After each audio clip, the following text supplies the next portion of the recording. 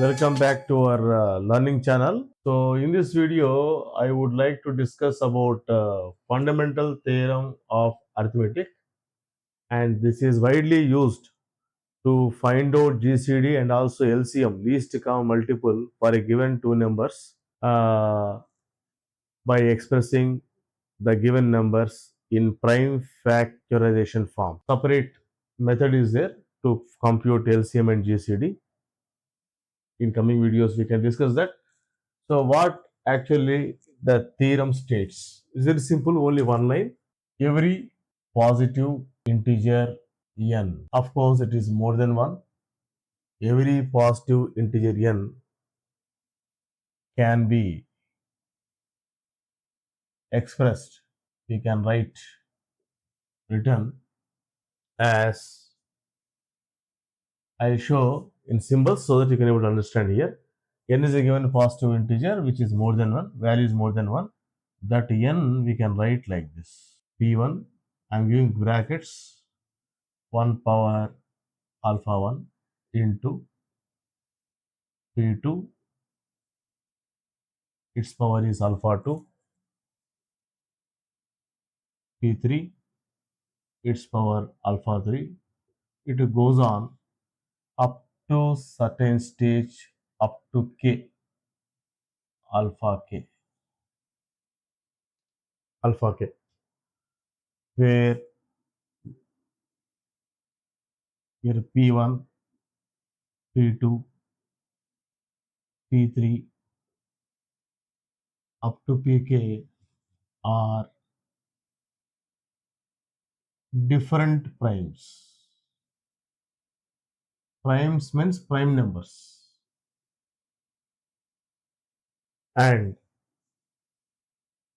I wrote alpha 1, alpha 2, alpha 3, alpha k are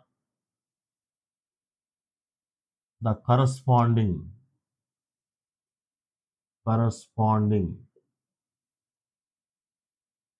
exponents.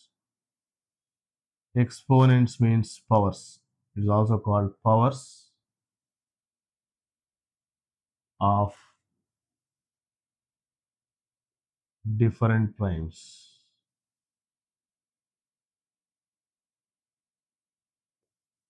What is the meaning of this one? P1, P2, P3 up to certain stage Pk, they are different primes or distinct primes. Alpha 1, alpha 2, alpha 3 up to alpha k are the corresponding, means alpha 1 is the power of P1, alpha 2 is the power of P2, alpha 3 is the power of P3. Like that, alpha k is the power of Pk. Exponents or primes both are same of these different prime numbers. Here prime number P1 appearing alpha 1 times, P2 appearing alpha 2 times. That's the meaning of this one. Any positive integer you take, we can write like this, like a train of or a product of distinct prime powers. In shorthand notation, we can write that n value very simply like this. Instead of writing like a chain of products, we can write, when you multiply every term successively, we use this capital pi notation, and we write index I ranging from 1 to k. We write here Pi's index I alpha I. What is the meaning of this one? If I take I equal to 1, we get the first one. Pi is for product, we have to multiply them into, next take 2, next 3. So this complete product of prime powers we can show in short form like this.